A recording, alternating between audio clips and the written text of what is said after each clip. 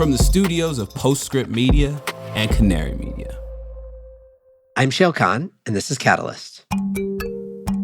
Cattle manure has already had a lot of energy extracted by the cow, and so the overall yield of gas per ton of material is much lower than, say, food waste, anaerobic digestion, or in a landfill. Well, I would make an anaerobic digestion joke, but I don't want to give it any oxygen.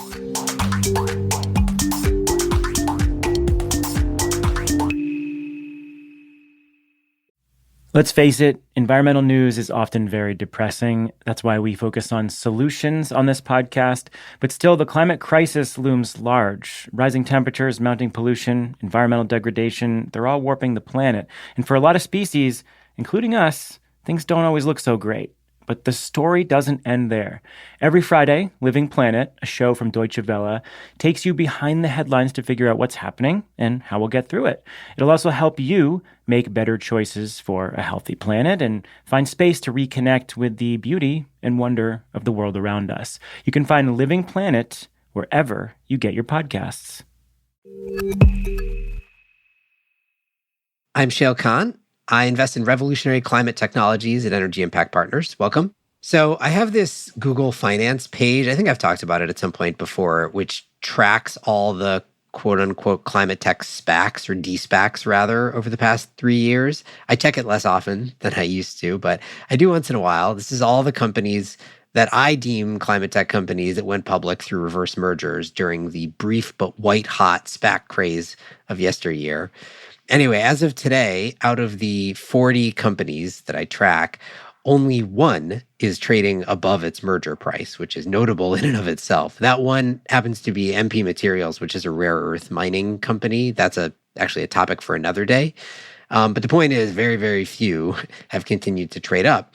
The reason, though, that there aren't two rather than one is that the other one that was trading way above its de-SPAC price was Archaea Energy, which was acquired a few months ago by BP for $4.1 billion, which is a share price that was more than double its public debut. So Archaea is a developer and owner of renewable natural gas facilities. And it's actually not the only one who has seen a big exit in recent days. NextEra spent $1.1 billion on a different set of RNG assets. In Europe, Shell acquired yet another RNG producer called Nature Energy Biogas for $2 billion. And the list goes on. So clearly something is happening in the world of renewable natural gas, or RNG. It's also kind of a weird market, particularly in the US, with a lot of different inputs and uses, complex carbon accounting, regulatory and policy support that pushes particular end uses, and a kind of big long-term question on the role that it should play or could play in deep decarbonization. In other words, it's a Catalyst special, as I think about it. So let's dig in. For this one, I brought on Brandon Moffat. He's the co-founder of Stormfisher, which is an RNG and hydrogen producer, and he's deep in the RNG market. So here's Brandon. Brandon, welcome to Catalyst. Thanks, Shail. A pleasure to be here today. I look forward to our conversation. As do I. Let's talk about renewable natural gas. And I want to start with some definitions, I guess. How do you think about, what constitutes renewable natural gas as you think about it? That's a good question. Renewable natural gas is a very broad category of, frankly, renewable gases that can consist from landfill gas. It can cover dairy or agricultural waste biogas. It can be food waste. You could even get into synthetic natural gas from electricity-derived fuels, or you can get into syngases from wood waste and other materials. So it's a broad acronym for a broad range of fuels that all have different carbon intensities and costs on how they produce them. Is what distinguishes all these, we'll talk more about each of those categories, I think, but is the fundamental thing that distinguishes all of them as a group from natural gas that is, not quote unquote renewable, is that all of those other sources are renewable in the sense that they're not extracting fossil fuels from underground that will eventually be depleted. And hence, it's like anything that isn't fossil fuel extraction is counted as renewable natural gas? Yeah, so it's around carbon intensity. So fossil natural gas has a carbon intensity over 60 grams of CO2 per unit, whereas renewable gas is typically lower carbon. Landfill gas probably being the the closest to fossil natural gas, anywhere from a 20 to 40 grams of CO2, whereas a dairy project could be like negative 500 grams of CO2. And so those are carbon negative fuels. You've got carbon neutral and carbon positive fuels, but they're all from non-fossil derived sources, is what I would put in the category for renewable natural gas. Yeah, okay. So the way you're describing it is it's a life cycle emissions based thing. But as you said, the life cycle emissions, and we'll talk more about this, of different methods of production of renewable natural gas vary pretty widely. So I guess one key point, maybe at least for me at the start, is, fossil natural gas is pretty clear and pretty monolithic.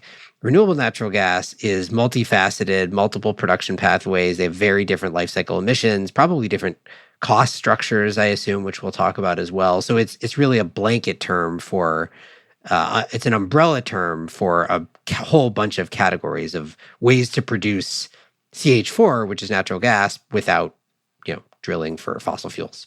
That's 100% correct.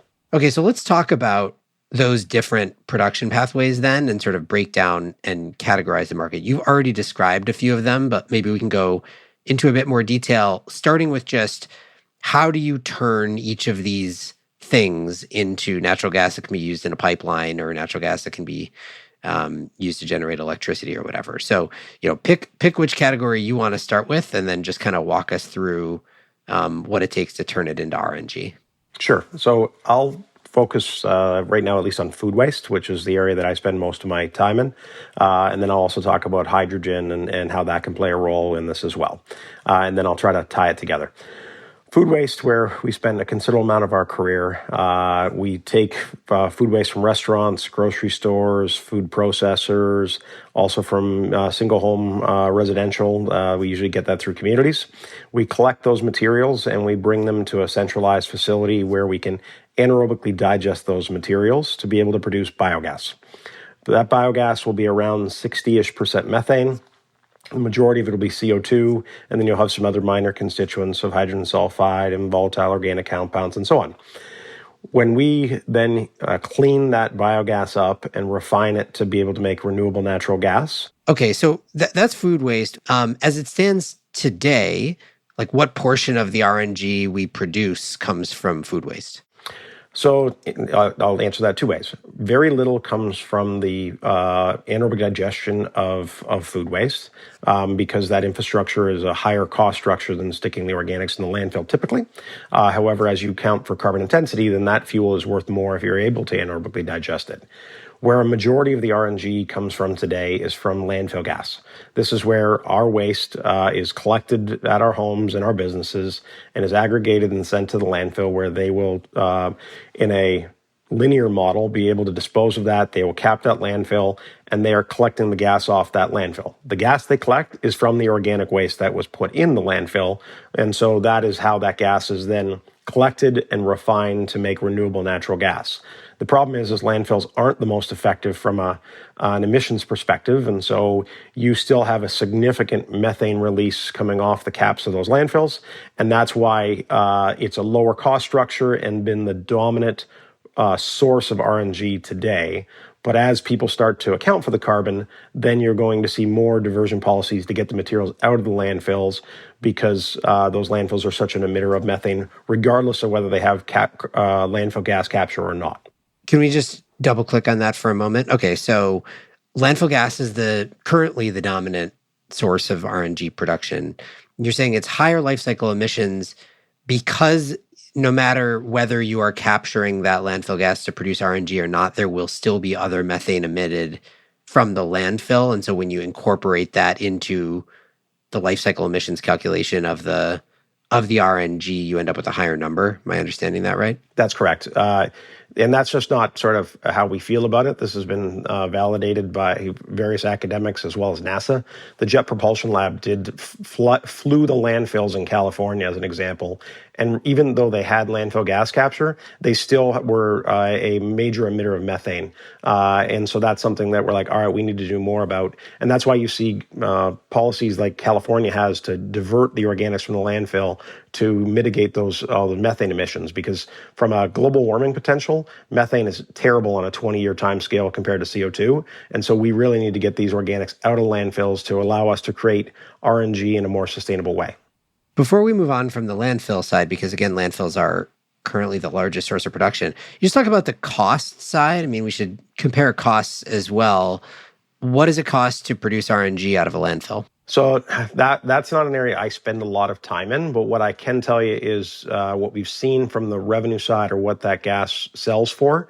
It will be anywhere from $10 to $20 a MMBTU is what that gas sells for in the LCFS RIN markets. So if this is going to utilities or voluntary buyers, typically you're seeing those large volumes of gas moving at kind of a $10 to $20 per MMBTU as the price it sells for. The cost to produce it, well, it was going to get produced anyway. And so really it's about the cost of capital and how these guys build these facilities and what it costs to interconnect them to the grid. And so that number I can't necessarily nail down for you, but it's good just kind of set what the top line revenue would look like for that type of asset. Right. Yes. You're saying in an unsubsidized market, because we'll talk more about LCFS and RINs, but without accounting for other subsidies, $10 to $20 per MMBTU, that's a premium on fossil natural gas. But as we'll talk about, it's a lower price than probably we'll see for some other sources that are taking account of stuff like LCFS. So landfill gas, biggest market today, probably cheapest cost of production today. Sort of main challenge that it suffers is the life cycle emissions. What comes behind landfill gas? Like what's next in terms of largest sources today? So largest sources that are happening today probably would be in the dairy waste side of things. You've seen the large animal feeding operations that have digesters that are capturing their methane, and they're putting that in the market. Because of the existing practices, they can be able to drive a very low carbon intensity. So we see very little of that gas going into the utility market and the voluntary side. Most of that's going into the LCFS and RIN markets because the economics just make so much sense when you take the carbon intensity into consideration. And so that space is maturing very, very quickly because it's kind of a monostream material that people can easily understand. And so there's been a lot of focus on driving anaerobic digestion of cattle manure to produce RNG. Okay, so maybe dialing into that a little bit more on the dairy waste side, sort of two questions. Why, talk a little bit more about why the monolithic waste stream is important and beneficial. And two, maybe just walk us through that emissions, the LCA calculation, and what makes it so much better, for example, than landfill gas. Sure. Good question. So the first on the mono stream side of dairy manure, because that's been the main focus within the ag space, is manure from the dairy side is usually around 12% total solids. It's well understood, and people can be able to easily build and the digesters be able to handle that material. And so that's well understood, which makes it easy to do from a risk perspective and from a financing. And so that's pretty straightforward. And if you know what the gas production should be off of those types of facilities. And so that just makes it really easy to understand and straightforward. The other bit is the historic manure management practices on large dairies is to move the stuff out of the barn fresh every single day and put that into long-term storage where you store that material and you land apply it when the cropping season allows you to be able to do that. The problem with that does is that you're having the methane release coming off of those manure storages. And so if you stick in the digesters and you extract that energy and you stabilize that material, well, now all of a sudden you're abating an otherwise large methane source that would have occurred at those large dairy farms. And so because of that, you're able to drive a very ultra low CI or carbon intensity of that gas. And so it's really, really valuable. However, cattle manure has already had a lot of energy extracted by the cow, and so the overall yield of gas per ton of material is much lower than, say, food waste, anaerobic digestion, or in a landfill. And so that's something on why the cost structure for a dairy waste project is much different than the other assets we've talked about so far. Okay, so is it accurate to say that dairy waste, sort of number 2 largest source of production today, much lower carbon intensity, potentially negative carbon intensity, so sort of much better than landfill gas from that perspective, but sort of main flaw is cost structure, which as a result of how much sort of work it takes to get the same amount of gas is significantly higher than landfills. Do I have all that about right? Yep, that's correct. Okay. So, and let me ask you this, I guess, additional question on both landfills and dairy before we move on. I guess one of the things people talk about with RNG a lot at the high level is just ultimately how big is feedstock availability and how much of our sort of current natural gas consumption could we theoretically replace with RNG? This is one of the arguments that people make at the high level against RNG, which is that, even if it is great and it is low carbon intensity, then, what we're doing is we're sort of ultimately able to replace 10 or 15% of our current natural gas consumption with it. And so, we're just furthering the infrastructure that at some point is going to need to get replaced anyway. Where are we in terms of penetration of current landfills and dairies already turning their waste into renewable natural gas or something else, right? Like, are we at high level penetration? Are we just getting started? How much growth is there still to be had? So that's a good question. There's a lot to unpack in what you're asking there. Let's try to break that into a few different pieces. So the first on where the market can go. And so you talked about 10 or 15%, say by volume, in terms of the gas that's consumed. So that's probably the right number on a volume basis, but on a carbon intensity basis, 10 or 15%, depending on the mix of landfills and food waste and other forms of RNG, could be much more meaningful from a carbon reduction perspective. So you might be able to drive 40, 50% carbon reduction from the natural gas sector just by using 10 or 15%. So you're getting into a carbon accounting basis of looking at it rather than just a volumetric basis. And so that's something to take into consideration, which doesn't always get a lot of consideration. People are like, I just want a GJ as a GJ. And I'm like, an MMBTU is the same kind of unit. I'm switching back and forth between Canada and the US. And so that's something to understand. Now, there's a complete underappreciation for the size of the natural gas system and the role it plays in North America. And I'm all for RNG and hydrogen and those types of things. But I'm going to use a sizing of the market in Canada where I live as a reference point. I think the Canadian electricity grid on a total energy basis is like 2,000 to 3,000 petajoules of energy. The natural gas system for both home heating and industrial use is like 8,000 petajoules. And so you're not going to be able to get away from gas anytime soon because you need to be able to figure out how you're going to handle that from an electrification side, as well as from just decarbonizing the gas side as a transitionary measure. And so I'm not here to debate whether we should electrify or gas. I'm just like, we need to do everything all at once to be able to meet the targets that we've set as a society. And so in doing that, 8,000 petajoules just in Canada alone, which is a tenth of the size of the United States, gives you a size of how big the natural gas industry is. And therefore, all of the tools, and so I'm not saying landfill gas is bad or you shouldn't do dairy gas. We need all of it. And that, on a volumetric basis, will be 10 or 15%, but could be much more meaningful on a carbon intensity basis or an overall carbon reduction perspective. So I'll pause there to see if you want to follow on, and then I can continue on to answer your question. Yeah, no, I think those are good points. So let's just posit that that's true, that you can get 10 to 15% on a volume basis, higher from a carbon intensity perspective basis. Where are we today relative to that? In other words, again, like what's the current level of penetration on these various feedstock production pathways? Yeah, so you're probably about 2%. You're pretty far along on the landfill gas side, at least on the larger landfills, but there's still a lot of smaller to medium-sized ones that are out there that can be captured on. You're also, in the dairy side, you've captured most of the projects are either signed up or in construction or operating on the larger farms, but there's still thousands of smaller farms, and I don't mean like a couple hundred head of cattle, but 1,000 to 5,000 head dairies are still something that can be focused on. Everybody's focused on the 10 to 30,000 head dairies. And I'm like, okay, that's like if you think about it on sort of a pyramid basis, you're like, all right, I just touched the top of that.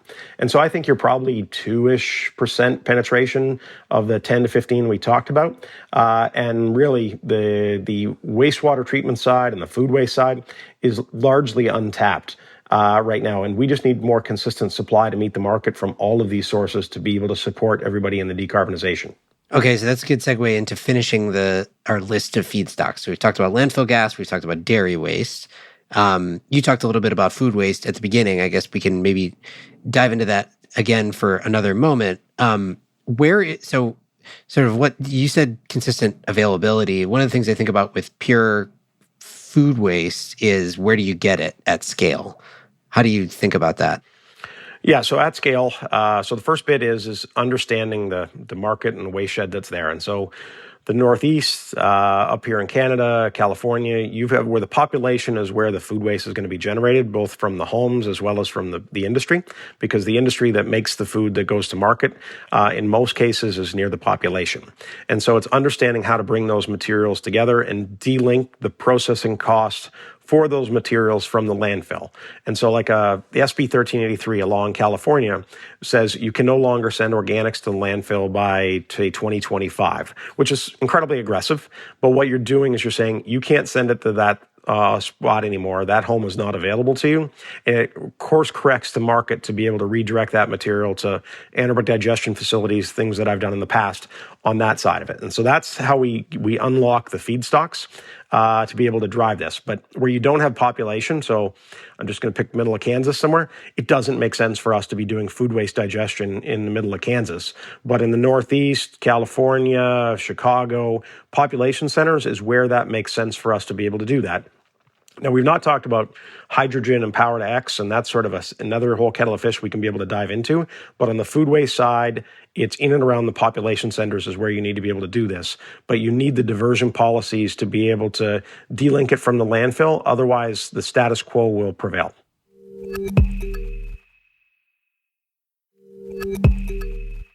Okay, and then let's orient food waste. Assume you have access to it. Assume there is sufficient feedstock. Let's orient that relative to landfills and dairy, both in terms of carbon intensity and in terms of cost of production.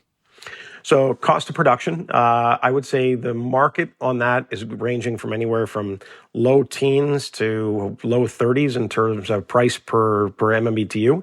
And that's where the market is for that. And that's because that carbon intensity of that gas will move kind of from, call it 0 to negative 100. And so that's because you're abating that methane from the landfills we spoke about, and you're also displacing the fossil fuels depending on how you use that RNG. And so that is interesting. It's not as ultra low as, say, a dairy digester, but you also get much larger quantities of gas.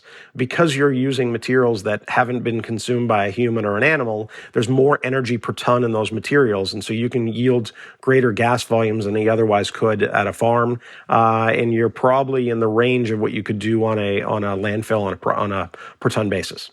Okay, and then finishing our list of production pathways, you also mentioned wastewater treatment. I mean, what else do you think is important besides landfills, dairies, and food waste?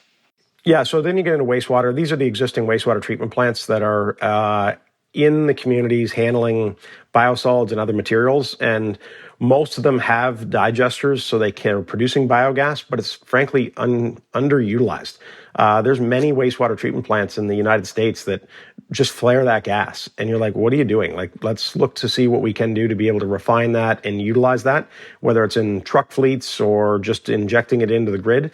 It doesn't make sense at really low flow rates, but there are many, many plants that are underutilizing that gas. At the top of the discussion, I did talk about sort of syngases from biomass and other things, as well as in sort of the hydrogen P2G side. Those are other pathways that could require some further discussion, but at least on the wastewater side, there's a biosolids production pathway that exists today that is just underutilized. Okay, so we've talked a little bit about the different ways to make renewable natural gas, to produce it. I want to switch to talking about the market a little bit. So you've alluded a few times to these two different policy mechanisms that I think, at least in the US, are really central to understanding how this market plays out, which is the LCFS, which is California policy, and RINs, which is national policy. Let's start with RINs and then move down to LCFS. Can you just describe what RINs, well, first of all, what does it stand for and what is it? Yeah, so under the Renewable Fuel Standard, there are renewable identification numbers, and there's different categories that the federal government has allocated for the use in transportation fuel. So ethanol and biodiesel play a role, and then they've allocated gaseous sort of products, so RNG, and there is a D3 RIN, which is a cellulosic RIN, and there's a D5 RIN, which is an advanced biofuel RIN. Now, this whole thing has become highly politicized and frankly doesn't make a whole lot of sense. A farm and a landfill can create a D3 RIN, but a food waste digester makes a D5 RIN. And there is really no difference from a landfill in terms of the organics that's in the landfill versus a food waste digester. And so it's been very much a politicized piece around kind of the qualification of this. And we've tried to fight to sort this out, but it really has not prevailed over multiple administrations. And so it's just something right now that we continue to dialogue about to try to make some sense of it.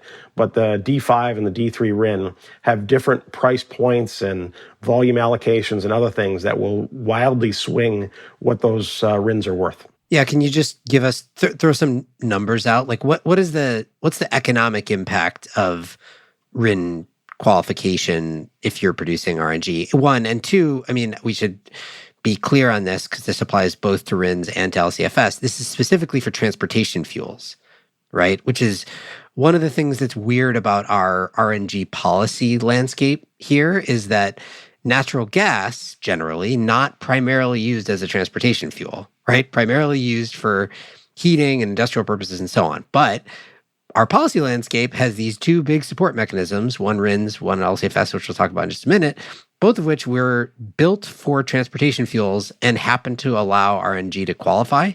And so it creates a driver to use natural gas, in this case, renewable natural gas, as a transportation fuel rather than in all these other contexts. But on RINs, like how big an economic impact does that have?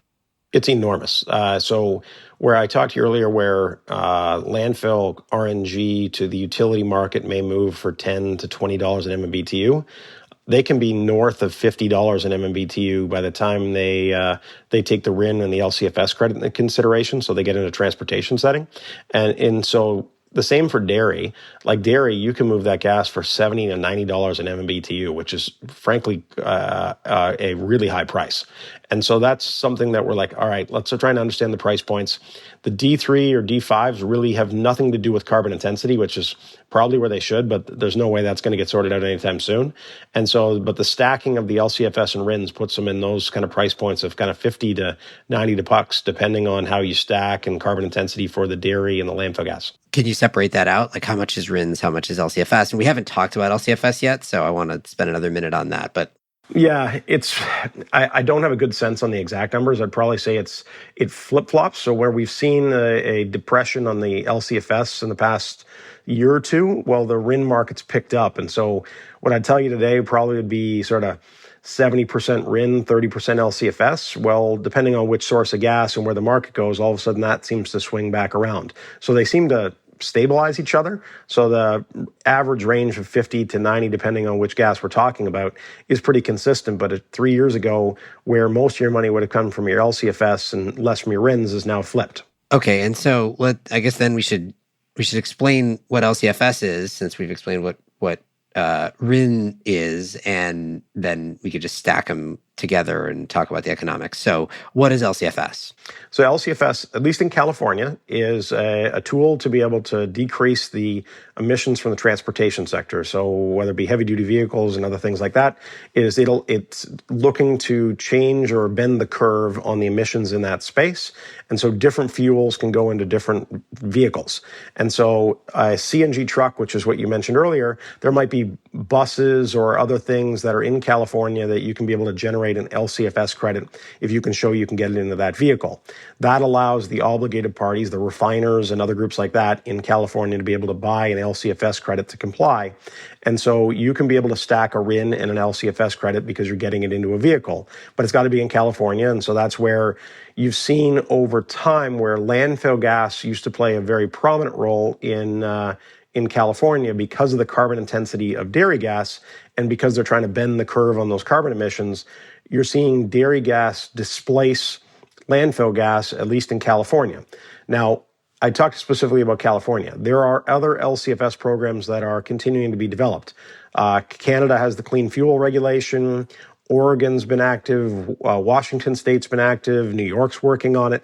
And so you have these state by state or sometimes federal policies around LCFS, which starts to take the carbon intensity into consideration, which it really should. And so these are things that we're monitoring very closely to figure out which markets makes the most sense for to move our gas into those markets that are willing to pay the appropriate price for that gas. Okay, so stepping back for a second here, you have these incredibly rich incentives in the form of RINs and LCFS that, as you said, can stack up such that the price that customers are willing to pay for renewable natural gas that qualifies can be up to, I think you said $50 per MMBTU, which is incredibly high, right?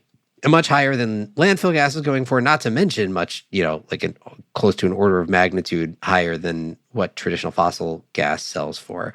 But that sort of rich price point is for renewable natural gas that with low carbon intensity that is delivered into the transportation sector.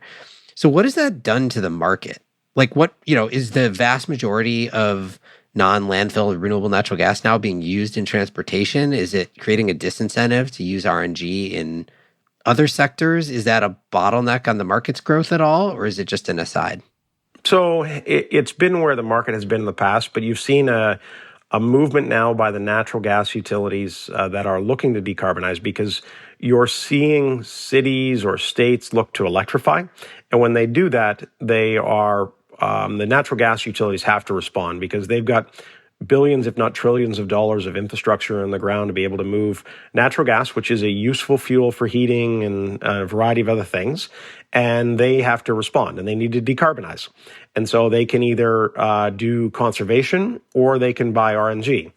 So you have seen a increase in price over time from the natural gas utilities because they become buyers of that fuel. But they're never going to touch what the LCFS and the RINs will be able to do. But I actually am totally fine with moving gas to a utility at a lower price because they're usually willing to sign terms, so 10 or 20 years. And so that just makes lots of logical sense versus a highly volatile LCFS and RIN market. I talked to you about that pricing, but that doesn't mean someone's going to buy your gas day in, day out for those facilities. And so, yes, you can be able to yield higher prices in those markets, but if you're not going to lock that in long term. And so some people are willing to gamble and play that spot market and be able to do quite well.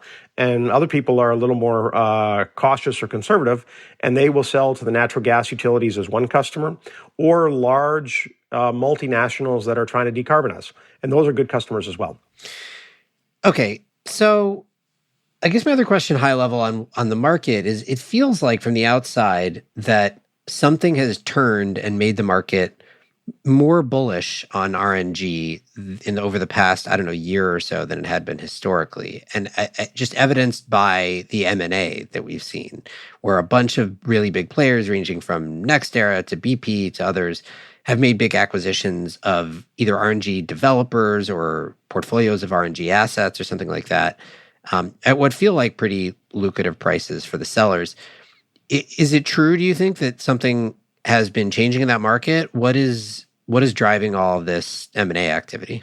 Yeah, so the first bit is on the policy side. So you're seeing governments and large corporations that are willing to put a price on carbon and look to decarbonize. Is it widespread? Probably not where everybody would like it to be or promised, but there is interest in these fuels as a new source that's there. And so what that's done is, if you're willing to put the blood, sweat, and tears into building that infrastructure, you are able to monetize those assets and your hard work. And that's why you're seeing the transactions that are going on. And so both in the landfill gas space, the food waste, and the dairy space, there have been recent transactions that have been significant to be there. Now, it's not like a fossil natural gas well. You don't just turn it on and off. This is infrastructure that you need to own and operate longer term. And so some of the buyers we've seen in the market make total logical sense that they'd be able to pick this up. Other ones, this is going to be an entirely new kettle of fish that's going to be really hard for them to be able to figure out because you've got to go manage these facilities, and they're smaller volumes and they require more attention. And so I would say we're going to see some attrition in the space or some collateral damage on this. I don't know exactly where it's going to be quite yet, but we've seen this industry pick up and then drop off, pick up and drop off over the past kind of 20 years that I've been in it. But it's hotter now than it's ever been. And that's because people are paying more attention to decarbonization and truly sort of investing in that. And so that's exciting. But we also need to understand that there's going to be a lot of more lessons learned in our industry. I guess one through line that I think I've been hearing a little bit through the conversation so far is, given that RNG has different sources of RNG have highly variable carbon intensity, some of the markets do account for that. The incentives account for that. And it kind of sounds like the market is sort of baking that in, which strikes me as a good thing. Is it true that if you're trying to build a portfolio of assets or sell a portfolio of assets, that you will command a premium based on lower carbon intensity, all else equal? Yes, absolutely. Lower carbon intensity will yield higher pricing because people are valuing the carbon. And so that is important. That did not exist even 5 years ago. It was a pretty much foreign concept. And so the market's become much smarter, both on the buy side as well as the sell side of the gas. And so that's been a good thing that we've seen develop. What do you think is the main bottleneck to this market? Like, what's going to be the limiting factor on growth over the next few years? Is it access to feedstock, signing up all the smaller dairies or whatever it might be? Is it demand, where you're going to tap out the LCFS market and then need to figure out how to sell enough otherwise? Is it financing? Like, what's the hardest thing to solve for? Honestly, it's probably the know-how and the sort of the brain power and the teams to be able to do it is first bit with enough knowledge. And the second bit's going to be the development capital. A lot of financiers in the space, they're like, this project looks great. Bring it back to me when it's ready to go for investment. And you're like, no, this is going to take $500,000 to a couple $1 million to develop that project and move that forward. Now, with the transition of new entrants into space that have acquired sort of the existing developers, you may see a change in that. But development capital and knowledgeable developers and operators are crucially important. 15 years ago, we were a developer and we were like, I think this might be the numbers are. We're much more of an operator. We know what it takes to operate this infrastructure, make sure it's reliable, and what it costs to make those products. And some people's like, well, just make it cheaper. And I'm like, in terms of the capital cost to build the infrastructure. It's actually not that relevant. What's important is making sure you can reliably produce your RNG day in, day out for the customers. And that's how you'll actually be more successful. But I would say the know-how and the labor, and the other one is the development capital to be able to put these projects together are probably the two gating items to moving this industry forward even faster. All right, final question. Always want to talk about sort of next generation technology. So, in RNG world, whether methods of RNG production using existing feedstock or different ways to produce RNG, what do you see coming down the pipe that could be, transformative from a technology perspective? So hydrogen has become white hot, no pun intended. The issue with hydrogen is how are you going to be able to move those molecules around? And so where RNG is physically the same as natural gas in the pipeline, so you can be able to book it in one location and pull it up somewhere else, which works quite well. Hydrogen, you cannot stick this in the distribution lines or the transmission lines at any significant scale. So that is a challenge. Now, if you call it biogenic CO2, so a non-fossil derived CO2 source, and you take the hydrogen and you turn it into methane, well, now you can get it in the pipeline and be able to do that. So you can drive a new form of RNG and scale that up. Now, people say, why in the world do I want to take green hydrogen and make it into methane? I'm like, because I can move it around today and people are willing to buy it. Down the road, as utilities figure out how to be able to accept hydrogen in, well, then all of a sudden I turn the methanation side of those reactors off, and I can be able to put hydrogen directly in and not lose the efficiencies on doing that. And so this is something that we see as the new tech and the approach going forward, that we're going to need to do that to be able to support the decarbonization movement and the development of hydrogen infrastructure. So what you're talking about is synthetic methane, right? So you basically, just to walk through that for 1 second, you get clean hydrogen, however you get that clean hydrogen, various ways to do that. Then you need a source of CO2 that is biogenic or direct air captured. So you either need to take like biomass or something like that, or you got to take CO2 directly out of the atmosphere. And then you combine your CO2 and hydrogen to get CH4, which is natural gas, and then now it's transportable. I think in some ways it's this super elegant solution to a lot of the problems with hydrogen. On the other hand, it comes at an inherent cost. It's clearly going to be more expensive than the hydrogen is on its own. And it's certainly going to come at a premium relative to fossil natural gas. What are you seeing in terms of the cost of production of synthetic methane relative to other sources of RNG, which I think is the more apt comparison? Yeah, so good question on the cost structure. It is going to be more money. So you're going to be in the over $30 an MMBTU to be able to sell it. And your carbon intensity is not going to be negative. It's going to be hovering around 0 or a little higher, depending on your renewable mix that produces the hydrogen from the renewable electricity. And so you have a disconnect between the value and the carbon intensity. But what you have is you have scale. You're competing at the scale of landfill gas in terms of on a site-by-site basis. And so we see the market continuing to move around this. Now, I am taking into consideration the Inflation Reduction Act and some of the policies that are there around hydrogen production and using that hydrogen when I give those economics to you. But there is a bit of a disconnect that's there. But it's something that we see as a means to be able to move the molecules and transitioning the market until the direct use of hydrogen market it develops further, because right now it just is non-existent. All right, Brandon, thank you for the whirlwind tour through the world of renewable natural gas. It appears to be moving quickly, so I think we'll have another opportunity to chat about it again soon. Sounds good. Thank you, Shell. Yeah, it is moving quite quickly. It's been very exciting, and look forward to engaging with you in the future. Brandon Moffat is the co-founder and VP of development at Stormfisher, which is an RNG and hydrogen producer. This show is a co-production of Postscript Media and Canary Media. You can head over to canarymedia.com for links to today's topics. And as always, Postscript is supported by Prelude Ventures, a venture capital firm that partners with entrepreneurs to address climate change across a range of sectors, including advanced energy, food and ag, transportation and logistics, advanced materials and manufacturing, and advanced computing. This episode was produced by Daniel Waldorf, mixing by Roy Campanella and Sean Marquand, theme song by Sean Marquand. I'm Shail Khan, and this is Catalyst.